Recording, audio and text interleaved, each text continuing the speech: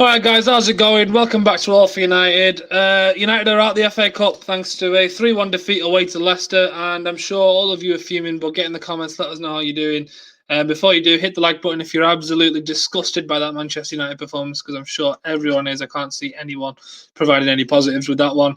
If you're watching on Facebook or Twitter, head over to youtube.com/All for United. Make sure you subscribed and make sure you are watching us there. Help us support that way. Now into the game. Before I bring in my 5 guests, I will bring in my thoughts because I think it's important that I have my say on this before everyone else comes in with their thoughts. And respect to them for whatever they're about to say. I'm not about to tell them that they're wrong. I'm not about to have a go at them for that. But in my personal opinion, you need to simplify what you're thinking about when you're thinking about this game. Because when I'm looking at it, I look at it as I can't think of anything terribly wrong with how we set up. Now, when I say set up, I'm talking about the lineup first and foremost. I don't think there was anything terrible with that. Now, you could argue Bruno maybe shouldn't have been rested. Now, you can say, yeah, he should have been rested in previous games. And I can say he did deserve a rest. And you probably think the personnel that he had on the pitch was good enough to cover for him. But that's one thing you can argue. Maybe he shouldn't have been rested. The second one, should Cavani have started over Martial? I'm not about to get into those discussions because I'm not on the fucking Manchester United medical team. I don't know how fit everyone was because, let's face it, there was about 5 players that were 50-50 for this game, and Ollie picked 3 of them to start. Simple as that. You can't you can't blame him for that because you can't expect him to bench everyone and you can't expect him to start anyone. That's just not clever management. So let's get that out of the way straight away, because that also explains the subs. A lot of the criticism was about the substitutions. He made 4 in one go. First of all, he didn't leave it late because he knew it had to change. In terms of personnel, yes, he should have taken Fred off. That was my opinion too. But he had players that were 50-50 out there. You can't have them play 90 minutes. It's just not clever management. Again, I'm not on the medical team. I'm not going to get into that too much because I don't think that's what cost us today. I don't think it was a system thing. I don't think it was a tactics thing. Yes, Leicester overruled us in midfield. Yes, indeed, he absolutely destroyed us. Yes, Tielemans absolutely destroyed us. Yes, Kelechi Iheanacho absolutely ran us ragged. However, go back and watch the game again. Listen to your head. Don't listen to anyone else on social media. Just watch it yourselves and pinpoint what were the mistakes. I guarantee when you point a mistake out, you will name 1 or 2 players in each given scenario. And then when you look at it externally, you'll see, hang on a minute, that guy or those 2 were isolated. They've made the mistake there. Individual errors. I said it on my Twitter. I said people need to really simplify the way they think about a game of football. Now, when I say that, I don't mean systems and tactics mean nothing. I'm not a 50-year-old on here trying to say, oh, it's 4-4-2 or nothing else. It's all about the football on the pitch. No, I'm not that. I think systems and patterns of play are important. But sometimes you've got to look at it and go, there were 11 people on that pitch, 11 humans, not robots. Manchester City might be making it look that easy to implement a style of play. And yes, they're the best manager in the world. Fantastic. No one's sitting here saying Ollie's the best manager in the world. No one at all. However, when you've got a certain level of player, you can go and perform those systems of play better. Talent means something, and the human error exists. You can have plan A, B, C, D, E, F, G, but if you don't have the talent out there that can perform it to its highest capabilities, there's no point in having those plans. Individual errors cost us today, and I think all those players need to take a bit of ownership because I'm absolutely fed up of this new culture of blaming the manager for everything. There's still 11 fucking footballers on that pitch. You need to have some ownership there, and I think players get away with a lot nowadays because of this obsession with blaming the managers. I don't like it. That's just my opinion, and I'm sure we'll get a variety of different opinions, and I'll respect those opinions as long as they're backed with actual reasoning. And we'll see what comes. Make sure you like the video. We've got 5 fantastic guests coming up. I'll go through your comments in between, but first I'm going to bring on the first guest. It is Alexi. I hope I pronounced that right. How you doing, mate? I know it's not the best result, so I can't really expect you to be chipper about it, but what are your initial thoughts then? Where did we lose the game? I'll ask you that. Yeah, I was listening to what you were saying. I think it's kind of a good point about, you can't put it all at the manager's door. Like some of the players just didn't turn up. The obvious thing for me was a Matic and Fred pivot. It's just not a good idea, in my opinion. I don't think the ball retention is good enough for Fred. I think we've known this for quite a long time. He gave the ball away too much against Milan, and he did it again tonight. And it's just like, we basically gave them 2 goals. The first goal, Fred literally gave them the ball.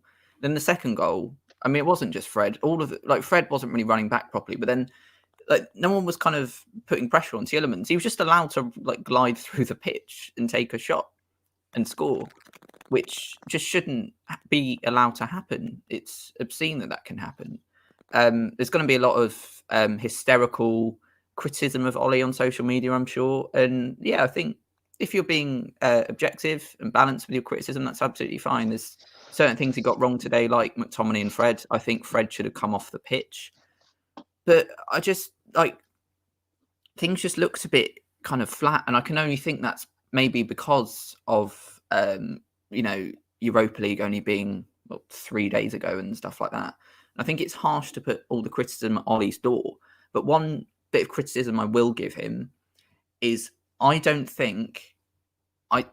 don't think it was the right idea to rest Bruno Fernandes in this game. I think Bruno Fernandes needs a rest. I think maybe Ollie could have rotated him and Rashford a bit more effectively in recent weeks. But we rested Bruno Fernandes, right, tonight. His next game is on Wednesday against Azerbaijan, right? I don't really think, no disrespect to Azerbaijan, maybe they're better than I think. Maybe it's a big game for Portugal. I don't know. I don't think that's going to be the biggest game or most challenging game of his career. And why we rested him for that kind of confuses me a bit. They also have Serbia as well, and I think Luxembourg, I'm right in saying. So that didn't really make sense to me. But then Donny comes in, and you're kind of happy to see Donny. But while I think Van der Beek struggled a bit, and I don't think he was great, I thought he had a few good moments, like the dummies and stuff. I think it's really difficult for him because he always plays in teams where it's kind of like a second string team or kind of half first teamers, half the second team players. And I think it's hard for Van der Beek to get a proper rhythm when, 4 players came on and off. When Van der Beek's in the team, it always seems like a bit kind of chaotic, and it never feels kind of like he just gets a chance with the best players around him. So I do feel a bit sorry for Van der Beek in that sense. We obviously miss Luke Shaw. That's obvious to me because he's really good. So we're going to miss him. We missed Marcus Rashford once again. That's our whole left-hand side. I mean, most of our attacks this season have come down that left-hand side. If you take both the players from that left-hand side out of it, you're in trouble. It's obvious. And I think it was just a struggle not having Shaw, Rashford and Fernandes because they're probably our 3 best players, maybe alongside Pogba. And just quickly on that, when you mentioned Luke Shaw, I thought of the defence, and I saw a lot of people criticising Maguire and Lindelof, and I know Maguire had a few iffy moments, and there was also the one where he nearly let Vardy into score, and Vardy really should have scored. But do you think a lot of the blame is on the defenders there, or would you look further ahead and go that midfield pivot? Because you mentioned the pivot of Matic and Fred wasn't a good idea. Why do you think that? It's the midfield because they're both such limited footballers, and in a game like this, you kind of need kind of good ball retention. You need to quickly play the ball between the lines or whatever and get in behind and stuff. And I tweeted this after the game, actually. If you look at it really simplistically, right, Leicester City's midfield was Ndidi and Tielemans, and ours was Matic and Fred. Ndidi pretty much does the job of both Matic and Fred, right?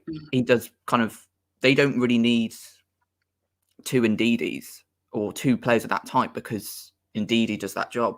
Whereas we're playing Matic and Fred, and it's like they're kind of doing the same thing. And the problem is, if you have players like that and you're kind of protecting a lead, it's great because you kind of need it.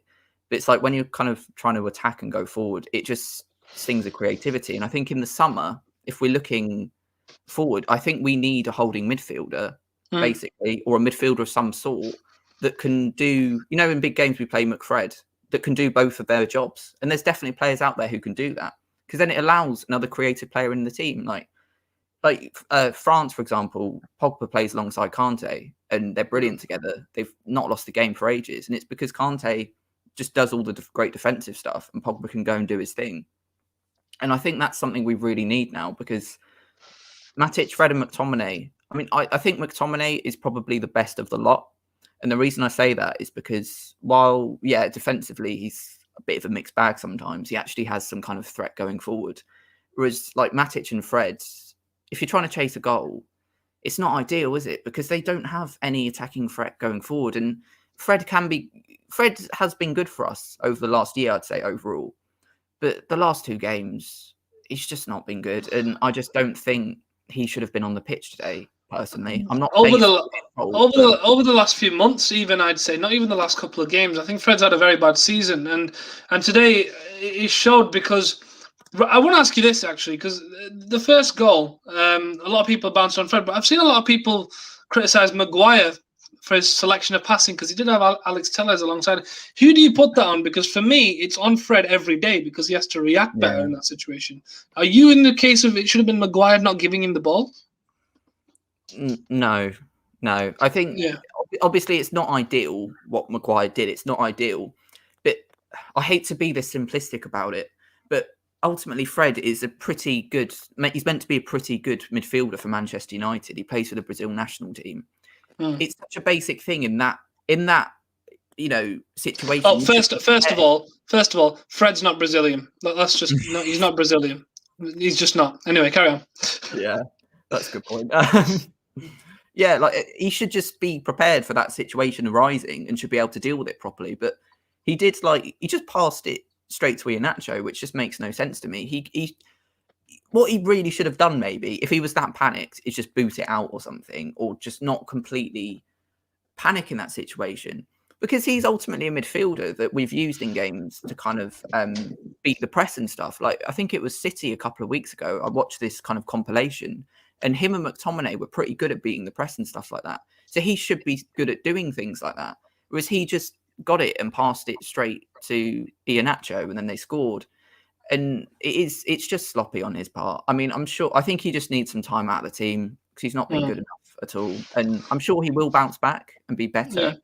I don't personally dislike the guy in any way, but there's just no hiding from the fact that he's been pretty bad in the last 2 games. And I think he was a large reason why we didn't win tonight.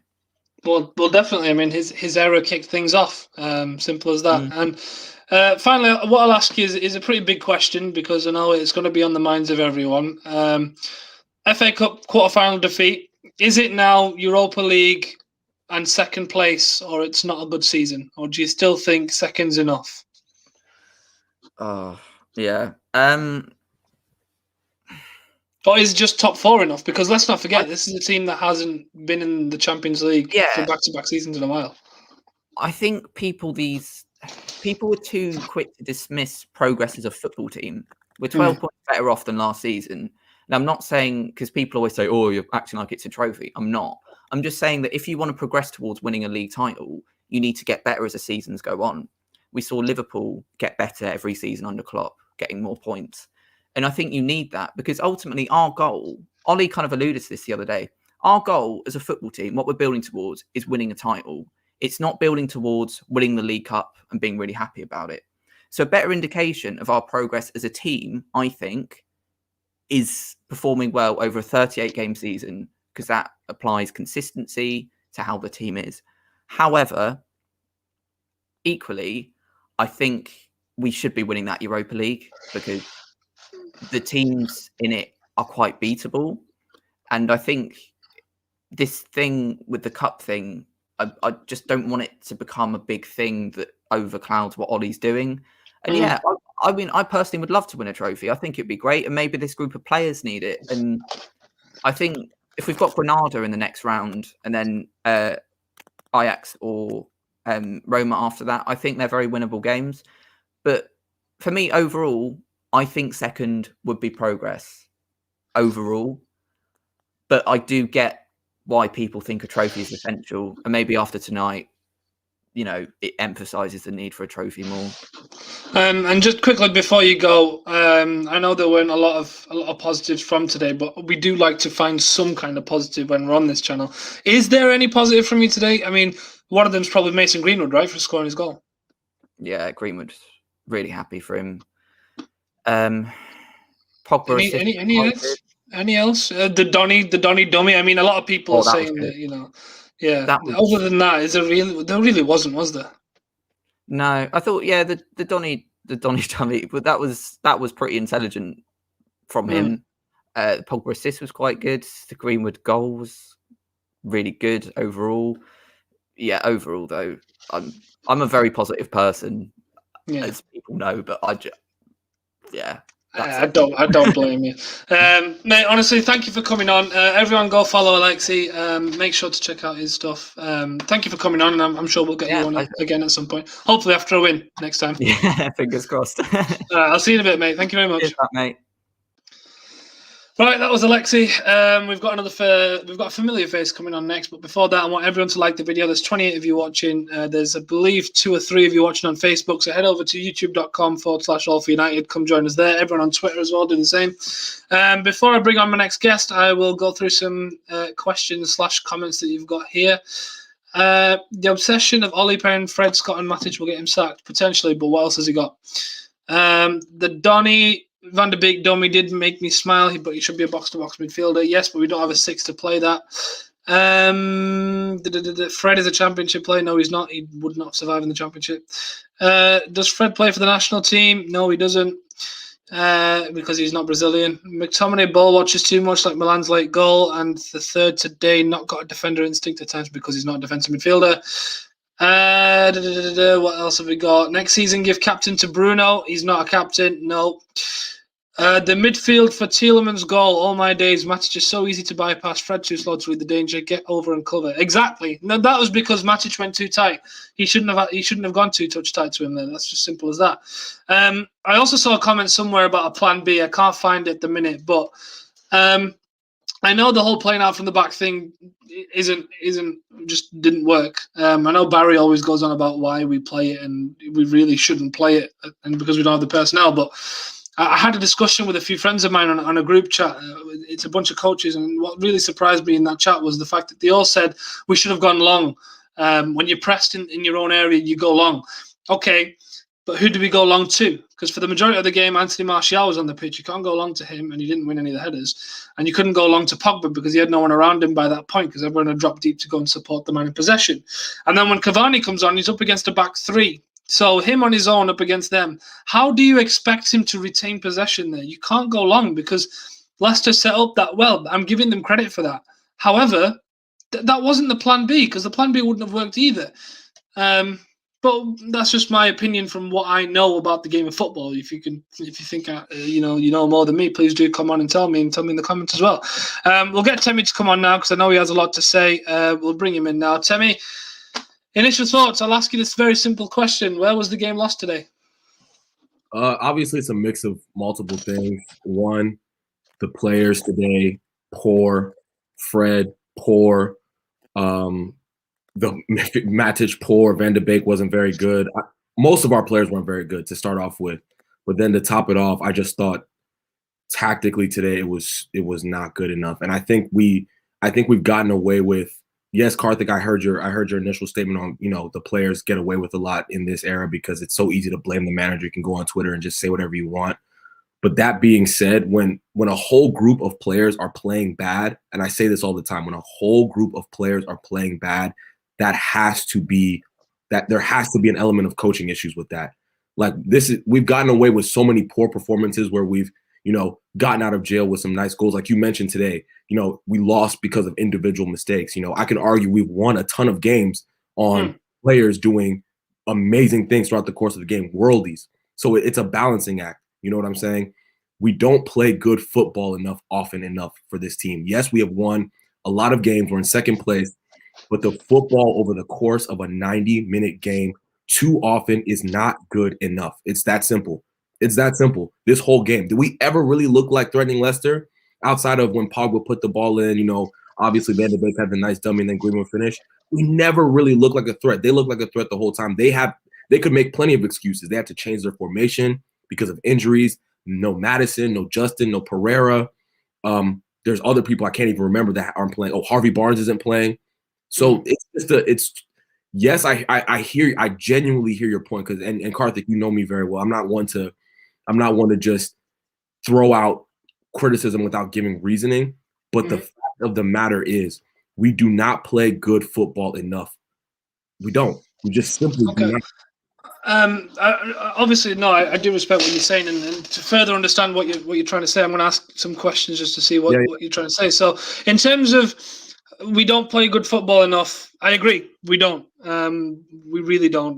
The way we play sometimes it can be questionable, and we get it in little sparks and little moments that we go, oh, you know what, that was a really nice piece of play, but we don't see it over the course of a game. What do we need to do for you that we're not doing right now to make us play that better football? What do you think that we're missing at the minute? We need more experienced coaches. It's that simple. And obviously, that's not going to change. Ali said it himself. He doesn't go on the training pitch and work the training sessions. We have rookies that are coaching our players. I'm sorry. It's a fact. Michael Carrick, love him to death. Amazing player. He's inexperienced. Same thing with McKenna. Fletcher was in there for a little while. Now he's been promoted. It's just, my feeling is there, yes, but again, it's not good enough. Like, when I see the likes of a Brighton play better football than us, I ask myself, what are they doing on the training pitch? Even though they lose more games because their players aren't good enough, they play better football than us. When Eddie Howe's Bournemouth was in the league, they played better football than us. I don't understand it. I do not understand it. Like, I love Manchester United. I'm never going to miss a game if I have a chance to watch a game. But the games are boring and poor a lot. And it's this is not an Ali, this is not an Ali witch hunt. This is just a fact. It's not good enough. We don't win. A lot of times we don't win big games when it matters, because Leicester could have used every excuse in the book today. Brendan Marauders could have made so many excuses. I don't have some of my best players. We haven't been able to rest the same. Obviously we played a game midweek, and I don't think they did. Forgive me if I'm wrong about that, but it's always something.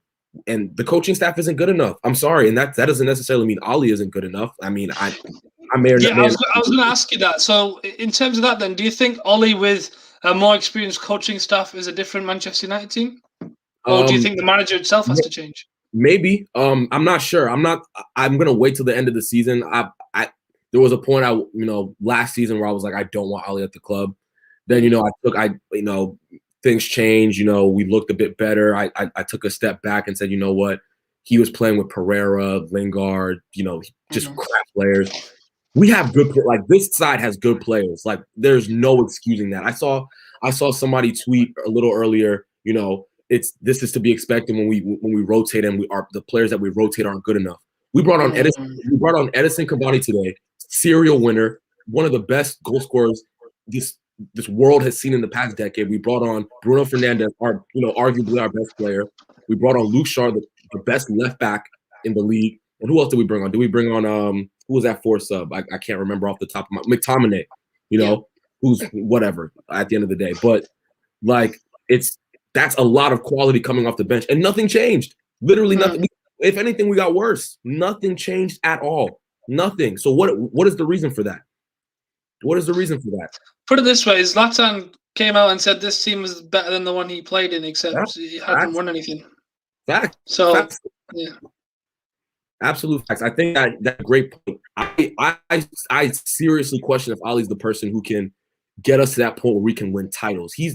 If you look at it at a whole, yes, the football hasn't been good a lot, but if you look at it in terms of results, there's a bit more structure. The players look way happier. You can take a lot of positives from what Ali's done, but at the same time, you can't get away from the fact that he hasn't done it at this level. And at Manchester United, you can't have someone learning on the job. That'd be like saying, Tesla's, or Microsoft CEOs learning on the job, or it logically doesn't make sense. Like, if he's not good enough, we need another manager, and it's just a fact. I'm not saying Ali out right now, but if we go second place, no trophy, yes, I think he's gonna stay.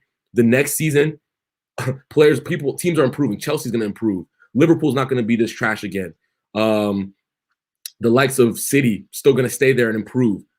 Is he gonna get second again next season? What's gonna happen the next season if we get third and no trophy? Are we gonna say there's progress then? So these are the questions I'm asking. Honestly, I'm not too sure. What do you think about this comment from Jacob in that they have more clever players than us? Because I don't think it's more clever players. I think it's just players that just, I don't want to say understand the basics more, because that seems to downplay the ability that we have in our team. But is he right in that they have more clever players than us? No, I think they have a better midfield than us, most definitely. 100%. I mean, Ndidi and Tielemans versus Fred and Matic, it's just not even a competition. It's not a competition. And I think that's maybe where Ali, you can make an excuse for Ali, because that midfield is not good enough. I mean, every single week it seems like we're coming up against midfielders. Like last week, the last couple of weeks, we've seen Kessie and Mate. They outplayed Fred, Matic, and McTominay both times. Even though we did get the win against AC Milan the last game, they still got outplayed in that midfield. And it's hard to win games if you can't win a midfield battle. You know, yes, we've kept tons of clean sheets. That's extremely impressive. But if you can't retain the ball, if you can't get it to the front players, like I feel bad for Mason Greenwood. I feel bad for Paul Pogba today. I feel bad for Anthony Martial. Yes, they didn't necessarily perform well, but how many times are they getting the ball to feet the way they should? Fred today, Matic today, it was woeful. I mean, it was absolutely woeful. That's not on Ali, obviously. But yet, like, as a team, we do have better players than Leicester. I believe that wholeheartedly. But it's just it's confusing. I'm sorry. I see Fred's comment. They don't just have better midfield. They have a better spine. They do have a better spine. I would argue they do have better, they might have better center backs as well, but they play the three at the back. The strike, Vardy's probably better than Anthony Martial. Nacho today, my Nigerian brother, wonderful. I mean, played his ass off. I can't praise him enough, but I still think we have a better team than Leicester. I'm so sorry. I think we have better players than Leicester if we look from top to bottom, and it's just not good enough. It's just not good enough today. Finally, the last question I want to ask you is, because today we essentially lost the game because of the midfield. We lost the game because the midfield wasn't good enough, and we've touched on that a little bit. Now we still have the rest of the season to play, which gives us the question of what do we do with this team until then? So Matic and Fred didn't work. McTominay and Fred isn't working. What pairing can we really go with at this point in time? Because we're running out of options here, aren't we? Yeah. Honestly, I love Fred. I was singing his praises last season, but my guy Barry's going to be coming on soon. He's been telling us for a while that Fred's not good enough, and he might be right. Honestly, I think the last time I was extremely impressed with the midfield too was against Everton before Pogba got hurt. Pogba and McTominay looked really, really good together. It provides us at least both of them are goal scoring threats. McTominay is athletic enough to get back in defense when Pogba goes forward. Yes, he's not a DM, but there's a lack of quality in that midfield. Honestly, Karthik, I'm saying this right now. I think we need to buy 2 midfielders before we even look at getting other signings. I'm so serious about it. I think we need 2 midfielders in those positions that McTominay and Fred are playing in. Upgrade heavily. I mean heavily. If it's Ndidi and Basuma, if it's Rice and Basuma or whoever, we just need midfielders that are better than the ones we have right now. Matic is past it, obviously. I love him, but today absolutely poor. McTominay and Fred, I wonder every single day if they're Manchester United standard. I like them both, but I'm just thinking back to all of our midfields. Like they're just nowhere near it. They're nowhere near it. So honestly, this summer I'm changing my stance on we need yes, we do need a DM, but we need another midfielder after that DM as well. No joke. Yeah. No joke, because it's poor. It is so poor. I agree. The depth in midfield, we've improved it in the number 10 role, but we've completely ignored the 8 and the 6, and we don't have any depth there whatsoever. We have depth, but it's not quality depth, which is what I've been saying. I mean, I don't even think Fred and McTominay are starting for West Ham. I'm not kidding. I think Rice both of them will absolutely run those 2 ragged. So it's sad. It's frustrating, but we still have Europa positives. We still have Europa League to look forward to. We should be favored in that. I'm expecting us to win it. This would be a huge moment for Ali if he can get that win. I mean, I would be so happy if he could get that trophy. You know what I'm saying? I would love it for him. We're still in second place, even though people are gaining ground on us. We need to keep that second. Like we desperately need to keep that second place, in my opinion. Desperately, or it's going to look like a very frustrating season for us, especially where we are looking at in the table right now. Definitely. Anyway, no, Timmy, thank you for coming on. Everyone, make sure to go follow Timmy. I'm sure he's got more to say, and I'm sure he'll come out with it. Ask the right questions later on. So make sure to go and get involved with what he's doing. And of course, we'll see him soon. So cheers, Timmy. Thank you for coming on. See you, buddy. Right, that was Timmy. We've got 3 more guests coming on. Up next will be Barry. But before then, of course, I want to get you all to like the video. Make sure to comment what you thought of the game, what you're thinking about what the guests have said so far. And I'll go through some more of your comments. Tyrone says the sooner United get James Garner back, the better. He is much better than Fred. I want him sold. I do agree. James Garner does have a part to play in this squad. Hammer says, would you guys say that basics is what this team struggles to be consistent with? Yes, and that really shouldn't be the case for a professional football team. It really shouldn't. Jarvis says, I blame Solskjaer for his game plan. He should have done better. To press a back 3, we need penetrating movement from our midfielders. And that wasn't going to happen with Fred, Donny, and Matic. Hang on a minute. What has penetrating movement got to do with pressing? Those are 2 different things. Penetrating movement is when you're in possession. If you're talking about pressing, then you're looking at pressing their midfield, which we tried to do, which is what led to their second goal. That's what Nemanja Matic tried to do. He went too touch tight and they played a 1-2 around him. So we shouldn't have pressed at all. That's what you should have said. I'm not sure what you meant with that comment. Look at that passing today, the close control. We lost the ball far too often. Players ball watch. They don't space watch 100%. So it's all off the cuff. You cannot coach awareness. It's to do with IQ. No, you can coach it a little bit. No, I will back it in that sense. You have to coach a little bit. And I'm sure they do. But it's different from training and in a game. You'll see the difference in a player when they do it in training and whether they apply it in a game. Right now, we're not seeing application. Every player can do it in training. I'm sorry. I don't think there's a single player in this roster of players. I sound like Timmy here, roster. In this squad of players that will not be able to do these things in training. However, it's application. We have players that aren't able to apply it at this point in time. Too many rookies coaching players. So Tyrone agrees with Timmy here. Too many rookies coaching players at a huge club. We've played good footy this season, but it's always on the counter. Very good point. We don't do well when we're trying to dominate a game. I see there's a Leicester fan in the comments. Lovely. Ian Atchell was aware when that ball came in. Yes, he was. But McTominay should have done better with the marking. Barry is going to be fuming. I see a reply there, so we might as well get him on. Let's bring him on. And the first question I will ask you, Barry, is about Federico Rodriguez. Go for it. Hello, Karthik. Fuming is not even the word. And I've been called out a lot in the last few months over my comments on Fred. And I say it again, I think he's bloody useless. There is no place for him in this team. And his error set the ball rolling for what was a dismal performance. But that wasn't the only problem. But this guy, let's talk about him first. His passing is absolutely pathetic. If you watch him making a 5-meter pass, he passes behind the players all the time. Now, these are basic skills. He's got this habit of also getting the ball and turning his back on the opposition and getting caught in possession.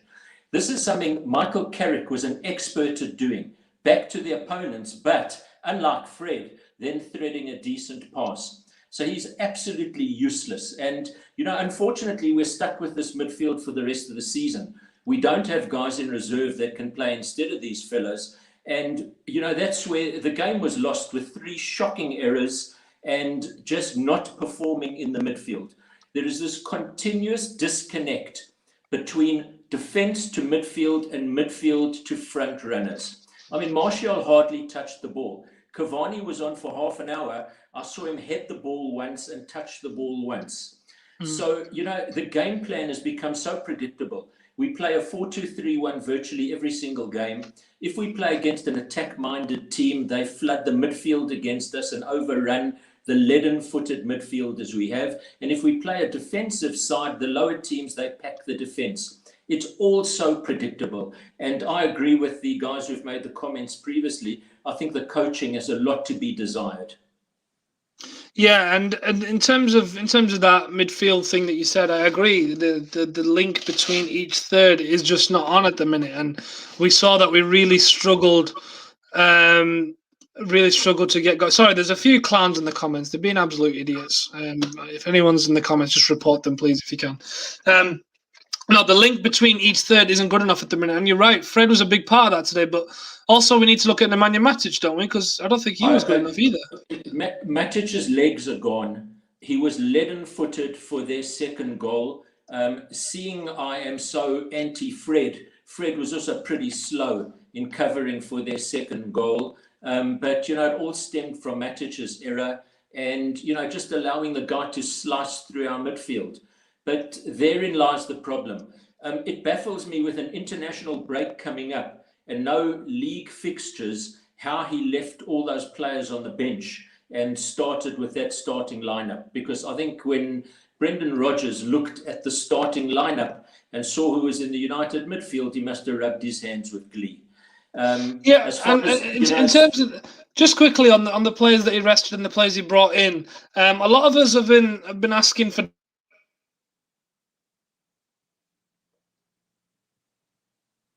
Oh, I've lost you there.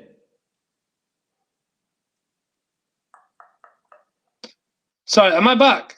That was a weird internet moment there. Yeah. Barry, are you still there? You're back, yeah. Right, yeah, no, I was going to ask you about Van der Beek. What did you make of his performance? Because everyone's been asking for him to come into the team. Yeah, I don't think he was that great. I thought his performance was absolutely awful. And somebody should tell him that he's allowed to touch the ball more than twice. Most of the time the ball comes to him and he lays it back. He had one particular run where he beat one or two players.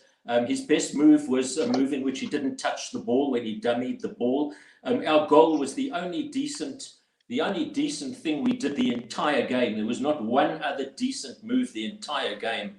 And, we keep hearing what a wonderful player he was at Ajax, which he was. But the football was totally different there. And I do feel sorry for him. And there was a comment that when he gets into the team, he seems to be surrounded by not our best players sometimes. And I think that might be to his detriment. But he's a one-touch player. And, to have a luxury like that, you've got to have a very, very good midfield around you. We are the only club that are using two guys to do the work of one. Fred and McTominay, or Fred and Matic, or Matic and McTominay, two holding midfielders, it's diabolical. And it can't carry on. And if we don't strengthen in that area next season, it'll be more of the same. And I find myself, in a day like today, you're looking forward to the game. You want a decent performance. And United's performances in the last few months, in terms of entertainment value, have been very poor. I've seen a comment here from Tyrone that says United need to move towards a 4-3-3, and we've discussed this briefly on the channel. And I said that we need to buy a proper number 6 to come in and to allow us to play the 2-8s. Do you agree with that, or do you think we can do better with this current system? Well, what I agree with is I love Tyrone's opening comment in that sentence. Thank you very, very much. If you look at the way this team is set out, in the 4-2-3-1, we're playing with a lone striker. Now, if you've got a lone striker, he needs to be a beast. He needs to be a bully. Martial ain't that guy. He just ain't that guy. If you look, I hesitate to come onto that, but if you look at world football at the moment, you look at a guy like Haaland, he's a beast. We don't have such a player. So it's these square pegs in round holes. We've got Mason Greenwood on the right wing, who I believe ultimately could become our number 9. He's not ready for it yet, but he could become our number 9. You've got Rashford and Martial who perform best out on the left flank. So you don't have an out-and-out number 9 in the team. But it's just the in-game management. He doesn't change formations. It's all so predictable. But at the moment, it's there to stay. And it's there to stay because of this midfield. We don't have anybody in reserve. And, you talk about James Garner, for example. Look, he's doing terrifically in the championship. One doesn't know, but you've got to give these guys a chance. But you've got to bolster that area of the squad in the summer for sure, because otherwise we just won't compete. I've seen comments here at the minute. One of them from Kagiso, who says Donny's a pass and move player. He needs to play with people like Bruno who understand football, not people who hold the ball too long. And that sort of alludes to what you said in terms of he's not been played with our best team at the minute.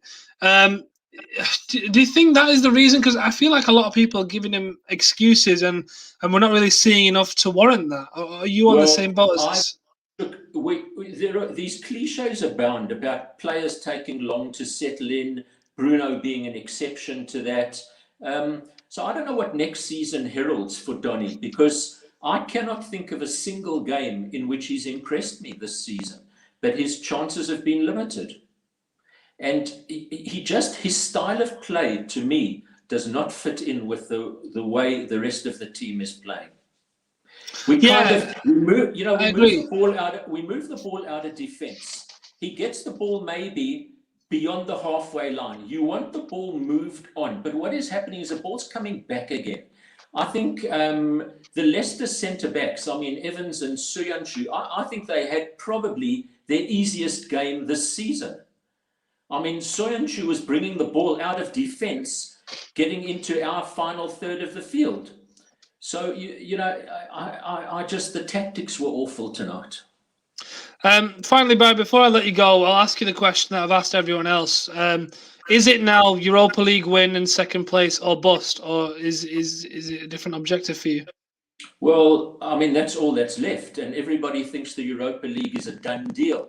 Let's not underestimate some of those teams in there. Whilst it might be the sort of B competition of Europe, we go and perform like we did tonight, a team like Ajax or Roma will probably give us a hiding.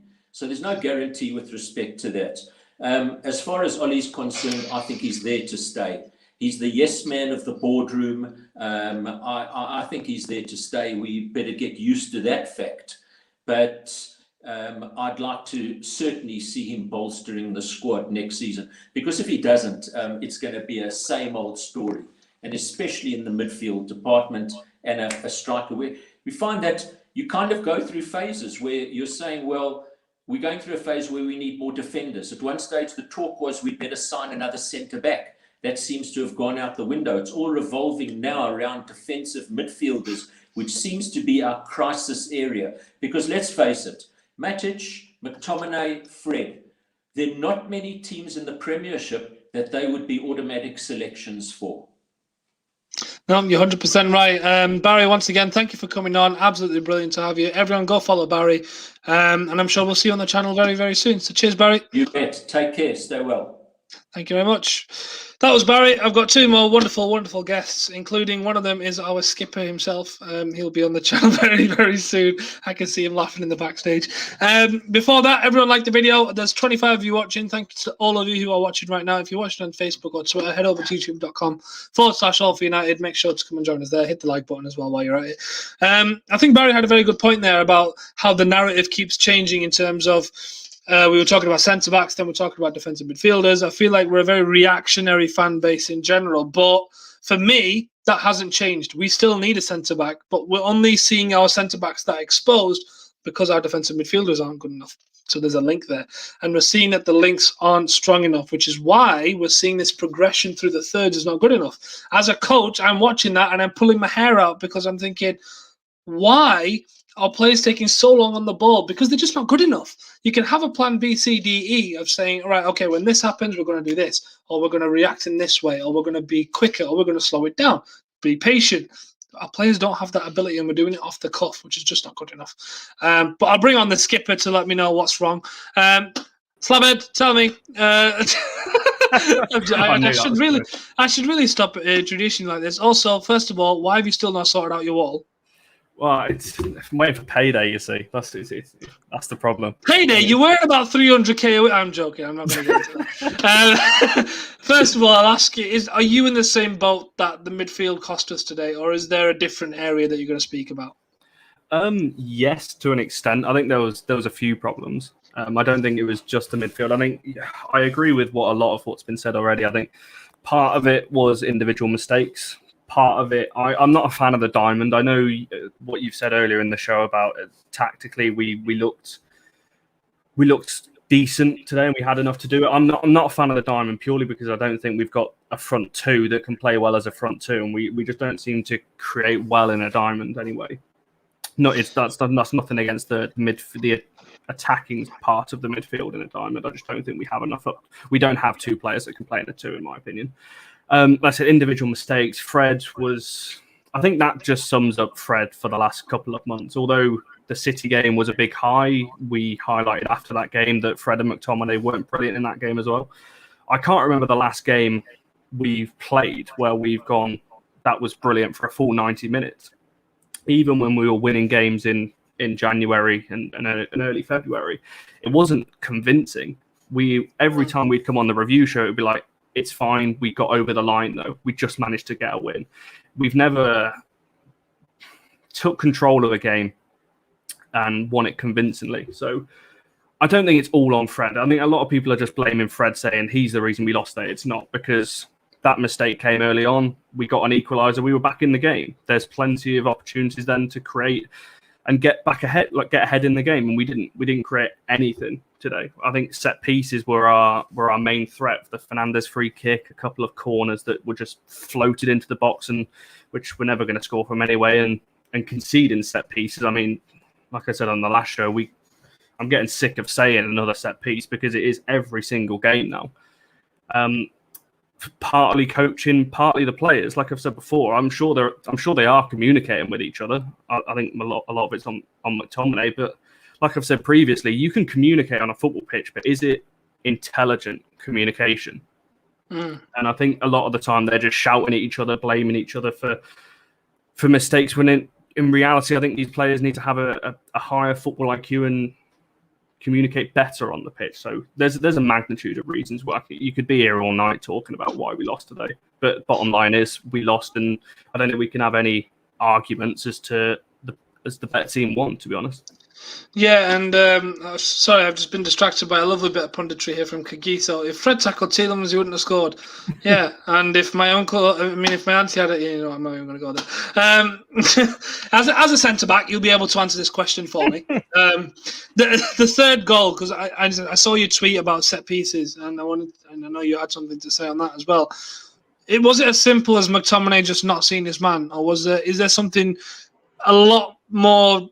You know, a lot more deeply rooted issue with our defensive set pieces. What is it? Well, every set piece we concede is different. It's not like it's always the back post or it's always the front post. It's different every single time. So we can't pinpoint and say it's that person's marking. I think it's different every time.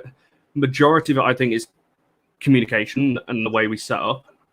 Sometimes, especially earlier in the season, you had players mark it. So you had like Fred Mark and Souček or whoever it was against West Ham when we were losing at half-time over there early in the season. So partly down to positioning of certain players. The McTominay one today was weird because, I mean, this is going to take it on a whole new angle. I think potentially Henderson could have come out for that. It wasn't. I thought so when I first saw it. It wasn't too far away from his box. And for somebody who does command his box, and Dean Henderson, I'm quite surprised he didn't come out and get that. Yes, McTominay was backpedaling a bit. I don't think we expected the ball to be floated to the back post there. And Iheanacho is not known for his heading, around the back post. So I don't think we expected it. But set piece as a whole, I just think it's the intelligence of the players in that scenario. And I think mentally, I think that's playing a part, especially in later on into the game. I think it's a mental thing now because we concede so many. I'm pretty sure they all see the stats. It's probably hammered into them at half time or before the match, after the match, in the training ground and everything else. The amount of I think we are, correct me if I'm wrong, I think we are the worst, we're the highest in goals conceded from set pieces now. So even if we weren't, I'd still say we're the worst team at defending set pieces just because we are. Yeah, we just are. Other than that, we saw Donny van de Beek come in. We saw Paul Pogba start as well. We saw it wasn't a weak team, but it wasn't a strong team either. But it was still a team that you looked at and you thought, you know what, that can do a job today. Other than the Fred Matic thing, because we've spoken about that extensively, what else went wrong for you today? Because I thought Van de Beek was in a position where he was getting the ball and he was being very safe with it. Do you think there's a little bit on him to go, you're in over Bruno today, you've got to take up that mantle, and he didn't today? Do you think there's something to be said about that?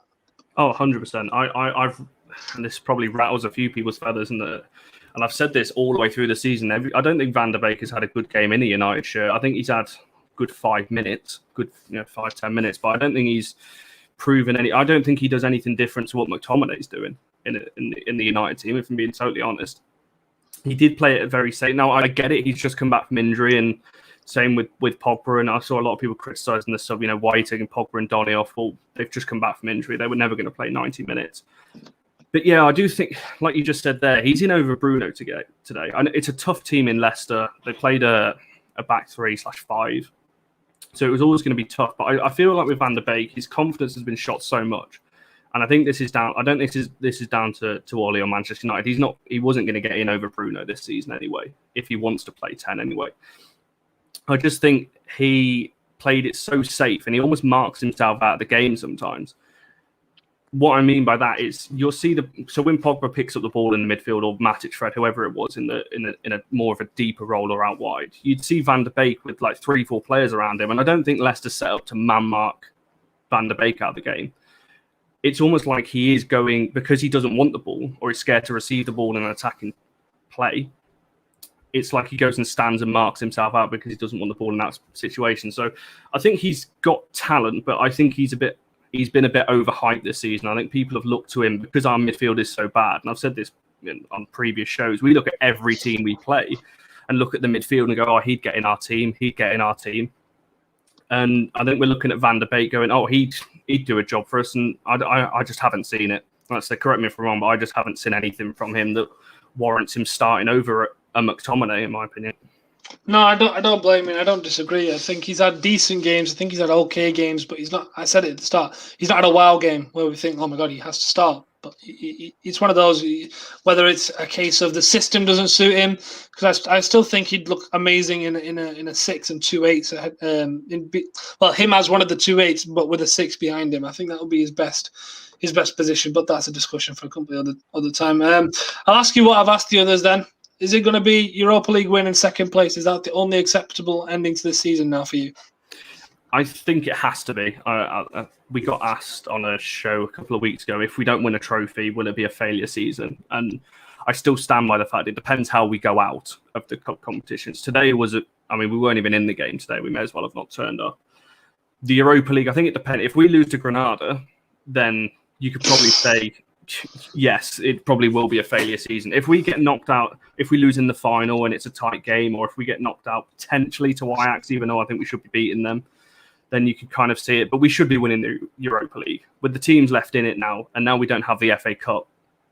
And I don't know how many games we've got left in the Premier League, 9, 10 or so. So we don't have that. It's not a failure, I don't think, because there's definitely been progress in this team. And I've said this for a long time. People overreacting about what Ollie's building. It doesn't just happen overnight. I get it. He's been there been here for 2.5 seasons now. And I think he does need that trophy to turn a lot of these players into winners, to be honest, if we're going to be blunt about it, and for himself to kick on into next season.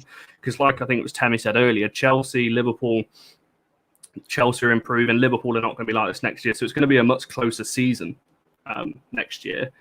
So if we are going to make a real big push for the title, I think we just need to finish strong in terms of having a failure season. As long as we don't capitulate, I think, was it a couple of seasons ago when we were fighting for top 4 and everyone just fell off, United, Chelsea, and Leicester. As long as we don't do that and we just hold a steady form to the end of the season, go and beat Leicester, go and beat Liverpool and Leeds, get the job done early on, finish in second place and win a trophy. I don't think that's a bad season. But even if we don't win the Europa League, I don't think it's not progress, because we've seen this season, earlier on in the season, look at the kind of football we were playing at times. So there's definitely talent there. I just think we're quite a bit away from competing with City and really making a challenge of it for a full season. But that's just going to take time. Yeah, 100%. Once again, thank you for coming on, mate. Thank you for sharing your opinions. Everyone, make sure to go and follow Connor. Make sure to follow his stuff as well. He's going to come out with some absolute banging stuff as well, I'm sure. And I'm sure he's going to come out with a banging wallpaper at some point.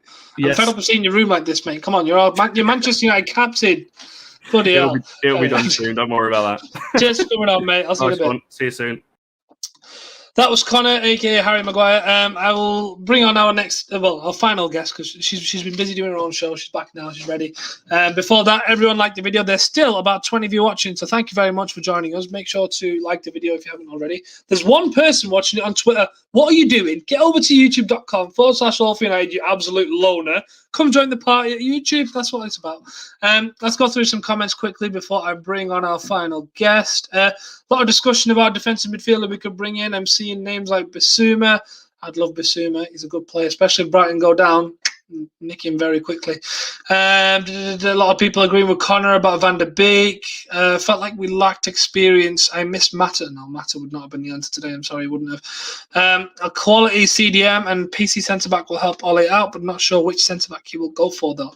Probably one that's decent. That might be a good start.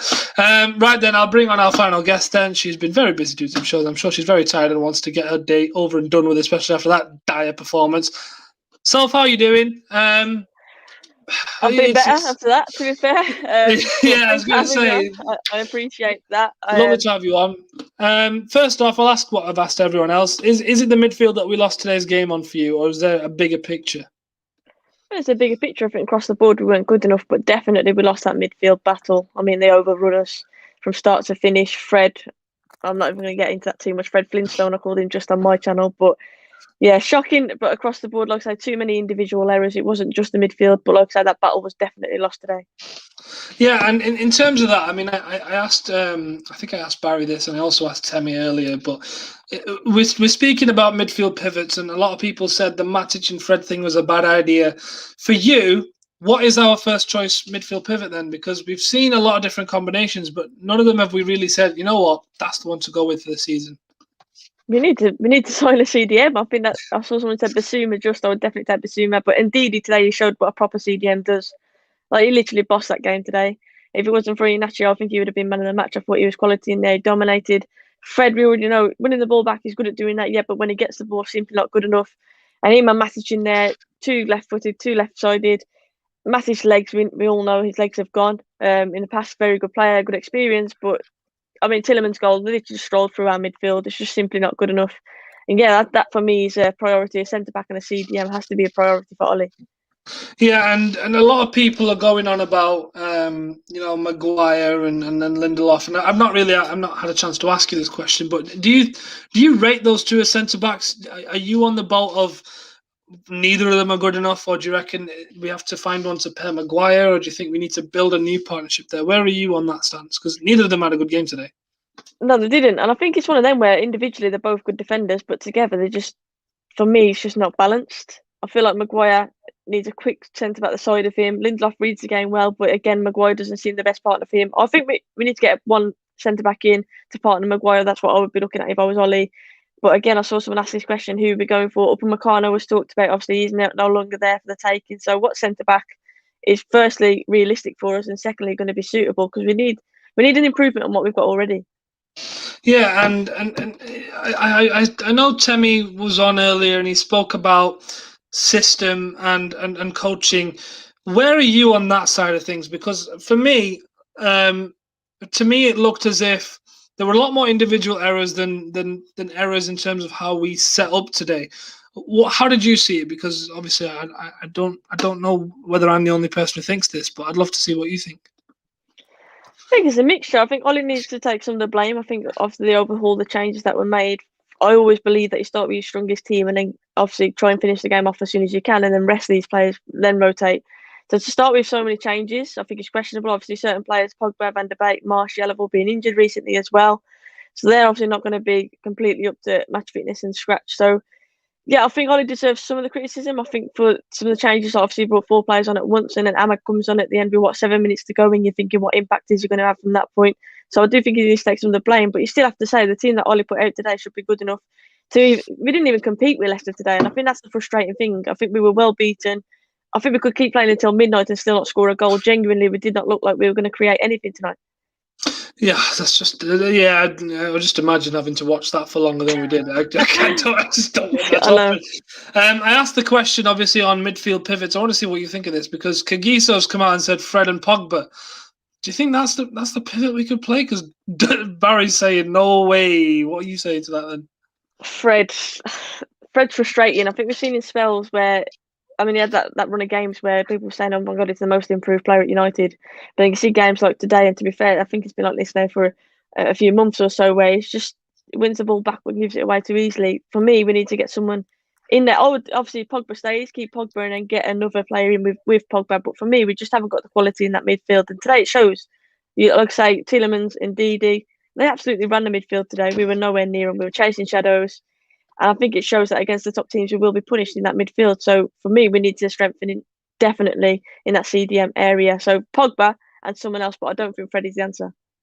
Yeah, and in terms of depth that we're talking about in that pivot, we added depth in the number 10 role, and we saw Van der Beek start today.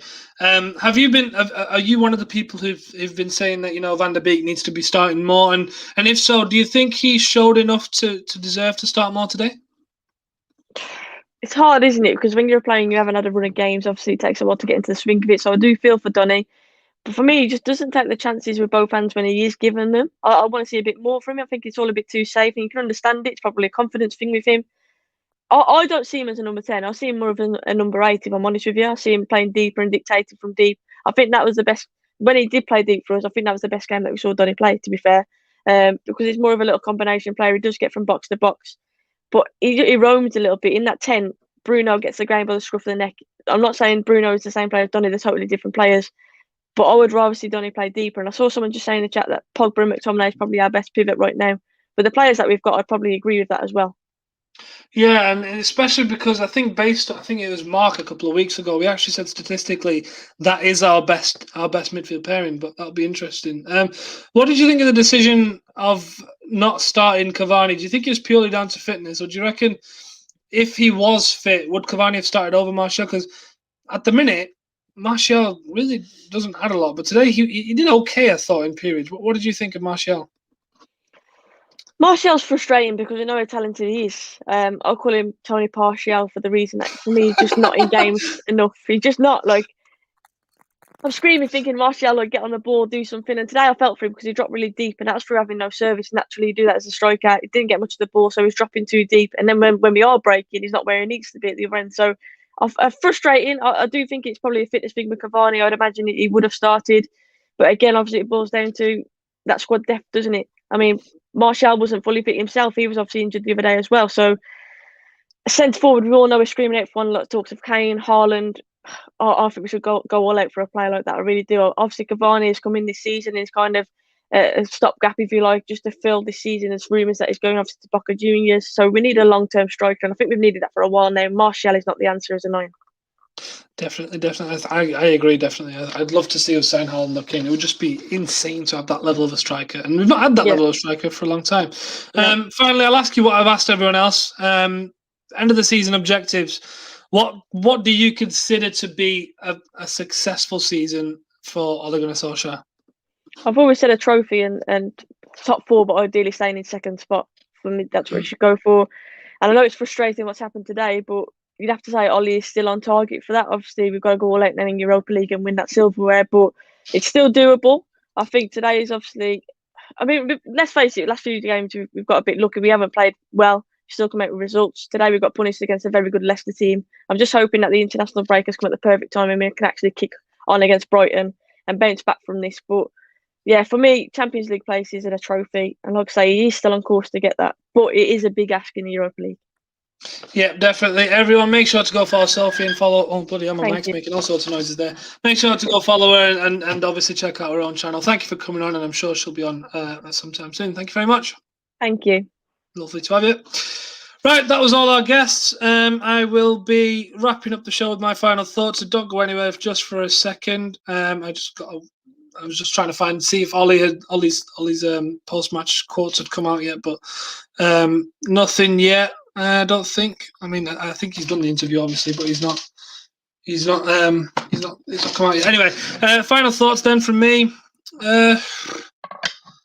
I've not been that angry watching United in a long time, and I think that shows how much we've come forward, but it also shows that there's still a long way to go.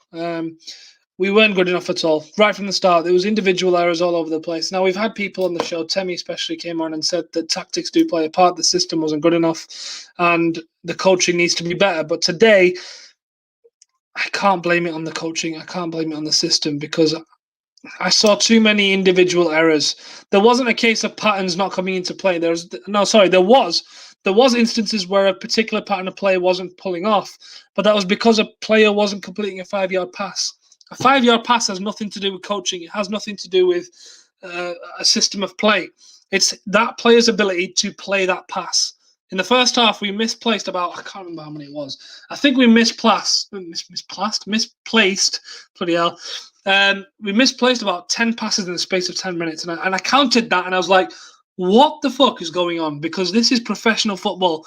These players were making errors that I don't expect from my grassroots under-17s. And we kickstart our season in about a week's time. And I wouldn't, if I saw this from them, I wouldn't accept it because it's grassroots level stuff, this. It's stuff that coaches at grassroots level sort out. So at the professional level, they shouldn't need to. These players should know what to do in these situations and should be able to apply what they do in training. Because I don't think any player is bad in training. There are bad trainers, but there's no bad training performance. I don't think there's someone who doesn't know how to play a 5-yard pass in training. It's application of that in a game on a weekend. And today we didn't see the application. We saw players' limitations. We saw limitations of their football IQ as well. And Nemanja Matic is a very, very clever footballer, don't get me wrong. But why is he getting touch tight to Yuri Tielemans, who can spin him in one turn? A smart player doesn't do that. Why is Fred not bouncing that straight back to Dean Henderson with the correct weight of pass so that he can boot it up forward for the plan B? Because he's not able to do that. He doesn't have that level of ability. Better players give you better performances. It's as simple as that. To all the people who are saying, Ollie hasn't improved this team, Bruno has, well, you're just proving my point. A better player comes in and improves player performance, improves the team performance, improves the results. Simple as that. This Manchester United team needs more. Yes, we've spent loads of money since Ferguson, but we've not spent it wisely. Over the last couple of years, we're starting to do that. Some might argue Maguire wasn't a good signing. That's a bit harsh on Connor, but whatever. I'm joking. But we need more. We need a defensive midfielder. We need a centre-back. We need wingers. It needs to be better than this because it's just not good enough. And I've not been that frustrated in a long time. And hopefully it can get better. And for some reason, every time we're in the Europa League, we always end up in this case of it's Europa League or bust. We never have a Europa League season where we're out in the early stages and we can go, right, okay, we're done with that. Let's focus on other stuff. No, it's always Europa League or bust. And this season, it probably is. Ollie probably needs the Europa League and he probably needs to stay in second. And I hope he does finish second because that is our spot. We have been the second best team in the league this season. We deserve to finish second. Europa League is the one that will really test our squad because we've had far too many heartbreaks now. We've had far too many games where we've been let down. We let ourselves down through individual errors and just not good performances. It's about time they kicked themselves up the arse and decided we're going to go win this manager a trophy because of how far he's taken us. And hopefully that trophy is the Europa League. But we'll find out. Today wasn't good enough, and we've got to pick ourselves up and carry on. And the international break probably comes at the wrong time because we'd have wanted the game straight away to go and recover. But we'll see. Anyway, let me know what you thought of the game in the comments. Make sure to like the video. Make sure to give it a share as well. If you're watching anywhere else, youtube.com/AllForUnited. Make sure to subscribe while you're there. And, of course, leave a like on the video. And finally, we'll have to pick this up. We're still on track for a trophy. We're still on track for second place. We can remain a little bit confident. But we've got to pick up now. We can't be having this again and again. We can't be saying players have let us down. Players need to take ownership and improve and hopefully make us Europa League champions of the world. I'll see you in a bit. I don't know how I'm still so positive. I'll see you in a bit, guys.